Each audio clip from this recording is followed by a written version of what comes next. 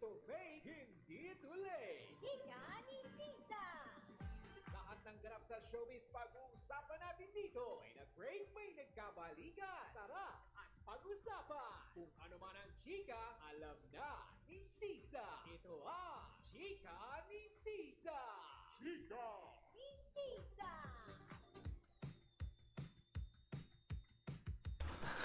Isang magandang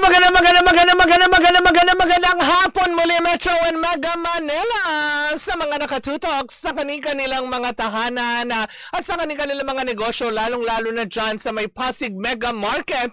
Hello po sa inyong lahat at syempre sa mga nakikinig din sa Ibayong Dagat. Wow, Ibayong Dagat! Jerwin De Leon all the way from Singapore, nasundan tayo hanggang alas 4 of course. Celestel Flores, hello po sa inyo. Chokoy Ganjonko, hello sa iyo. Ang numero 1 ng chismoso ng Mascardo Street, Barangay Little Baguio, San Juan City. Aba, nakasunod ng alas 3 ng hapon. Isang magandang araw pa rin po sa inyong lahat dyan. Kamusta? At syempre yung mga taga Century Essentials. Ayan, aba, nakikinig na sila, no? Nasa loob sila ng mall, diba? Hello po sa inyong lahat dyan, lalong-lalo na sa gwapo niyong boss, na si Sir Bancho Aguilion. Hello po, good morning, good afternoon. Ang hirap mawala ng good morning. Good afternoon na pala, o diba? Simula ngayong, actually kahapon wala tayo, pero ngayon officially, ay tuwing alas 3 na po tayo ng hapon, magsasama-sama para sa Chika ni Sisa!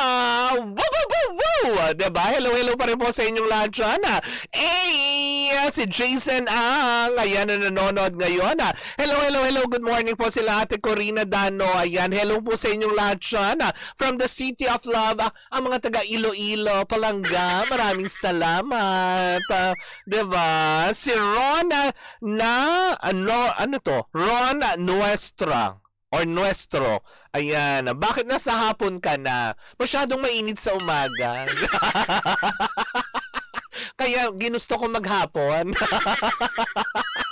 Kaya ginusto ko na sa hapon, diba? Uy, sigas mo at ang mga ating mga Lalamove drivers, sa mga in-drive drivers at Grab drivers, ang lola nyo nasa panghapon na, o, diba? Tuwing alas 3, makakapiling nyo na ako, diba? At magchichismisan tayo. Pero eto na, tumungo na tayo sa ating second Chika ni Sisa. O, diba? Naku, nakakaloka it is. Pinagpepestahan ngayon all over social media ang sana naging masaya na bakasyon ni na Meme Vice Ganda at Ayon Perez sa Amanpulo. Pero bagkus na maging masaya, for sure masaya naman sila. Alam mo naman si Meme, dead ma yan, hindi ba? Ay napalitan na para mga tao, diba, hindi ko kinakaya yung mga kanilang mga komento at talagang kinukutya nila yung mga masasayang moment nila. I-trip nila yun. Wala tayong paki. Hindi tayo nangingialam sa trip ng iba, hindi ba? Pero ang masasayang na side ko ng Holy Week ng mga artista, at talagang alam mo yun, Holy Week talaga. Diba? Nagkasala naman kasi talaga ako. Ewan ko ba naman kasi dito kina Jason D, kay Richard Gutierrez, kay Donnie Pangilinan. Bakit nanunukso kayo? Diba? Holy Week nga nagninilay-nilay. Pero nakita ko yung litrato ni Richard Gutierrez, alam mo yun Ang hot niya, in fairness. Ngayon ko lang din siya na side chino ng gano'n na parang sabi ko, sarap pala niya, sarap. Parang sarap ni Richard Gutierrez. Si Jason D. Given naman na yun Si Donnie Pangilinan, although may pagdapa lang siya dun sa katre, diba? Katre! Bakit katre, diba? Pero eto na nga, nakakalungkot lang dito, no? Yung mga larawan din na ipinost kasi, dahil masaya nga sila ni Meme Vice kasama ang kanyang asawa na si Ayon Perez, diba? Ay, para bang, alam mo yung inulana ng sandamukal na pambabashing kasi hodang, eto na naman tayo, may issue na naman tayo sa isang lalaki na nagmahal ng isang Becky, yung mga ganyan, meron pa nga doon ang babastos na ng mga salitaan na parang, imposibleng hindi pa daw na Couples. Pearls! May mga ganun pagsasalita na parang ako nababastusan ako. Babastos yan ba yung Pearls? Sa inyo na mga pogi, sa akin ang Pearls, gano'n. Ano ba yung pearls, 'di ba? Yung mga ganong salitaan na medyo nababastusan lang ako na bakit hindi na lang tayo maging masaya? Kasi kung ayaw naman natin sa nakikita natin, like ito kala Meme Vice, 'di ba, na pinost sila na masaya silang nagbakasyon. If I'm not mistaken, sa Amanpulo po ito. Ang larawang mga na pinapakita natin ay courtesy sa Instagram post ni Meme Vice Ganda na napakaganda. I find it so solemn, 'di ba? Solemn, 'di ba? Parang diba, ang saya-saya-saya lang nila na sana ang wish ko sa mga tao ay makahanap din ng ganyang kapayapaan sa piling ng kanilang mahal sa buhay. Diba, whatever it is, na parang tipong kahit paanong gender, hindi ba? Actually, no, diba, yung interview nga ni Tito Boy kay Jamie Rivera, si Jamie Rivera is a Christian person, diba, na talagang kumakanta siya ng mga Christian songs and everything. And parang wala naman daw siyang problema sa mga gays, 'di ba? Sa mga miyembro ng LGBTQIA+. 'Di ba? Kaya sabi nga niya para sa kanya, okay lang naman din 'yun, 'di ba? Sabi niya ang purpose ng TV niyo sa likod ay para ba sa ano 'yan? Mga DJs niyo para ano to? Doon ka nga, hindi ko maintindihan. 'Di ba? Kuperlas. Hoy, grabe ka naman. Hindi, pero yun na nga, 'di ba? Hindi ba dapat maging masaya tayo? Kasi nga, 'di ba?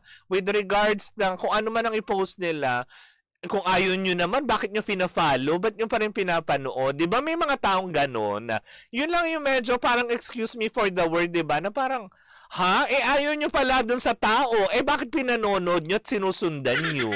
'Di ba? Tapos kung ano-ano sasabihin nyo. Sa tingin nyo ba naapektuhan sila sa mga ganyan? Hindi. Di mas lalo lang kayong inisin, knowing Meme Vice, hindi ba? Pero sana ibigay lang din natin yung mga respeto sa ganon. Kasi you have the freedom to choose, 'di ba? May choice ka din na parang pwede mo siyang i-block o kaya 'di ba? I-block mo na lang para hindi mo nakikita, 'di ba? Yung mga gano'n, kaysa na mabubwisitin mo yung sarili mo sa mga ganitong bagay, hahaybladin mo, hindi ba? Na nakakaloka lang. Kaya parang nakakasad lang na, imbis na sana, alam mo yun, maganda. For sure naman, naniniwala ako maganda ang naging bakasyon ni Meme Vice Ganda tsaka ni Ayon Perez. Tsaka bakit ayaw yung tigilan si Ayon Perez?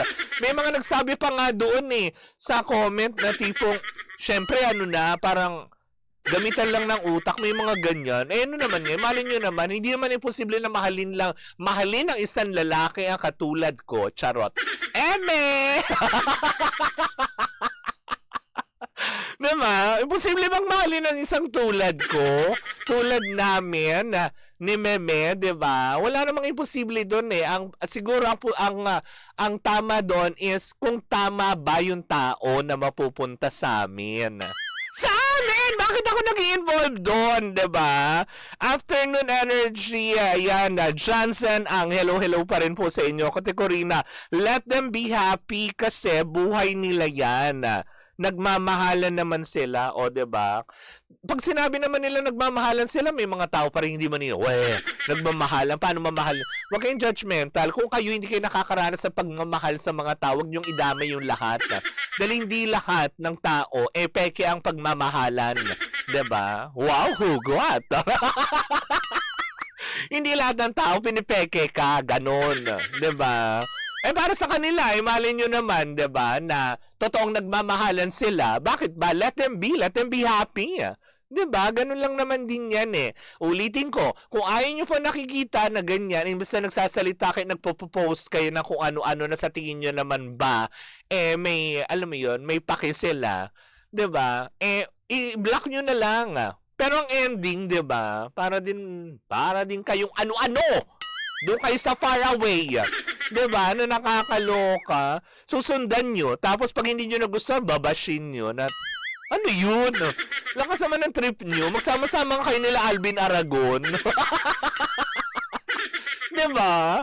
Anyways, naku mga pangga, yan po muna ang ating latest chikangan para sa araw ng Martes, diba? Time flies so fast, diba? Na nakakaloka. Susunod na po muling sa akin si Baby Toby para bigyan kayo ng mga malulupitang awitin para sa hapon na ito. Bukas po magkarinigan, magchikahan na naman tayo para sa isang umatigabong chikahan na daladala na nag-iisang bakla sa Chika ni Sisa. Woo, woo, woo, woo, woo. Muli po ako po sa Kapitana Sisa at tuloy-tuloy pa rin po ang ating tugtugan. Dito po lamang yan sa number 106.7 Energy FM.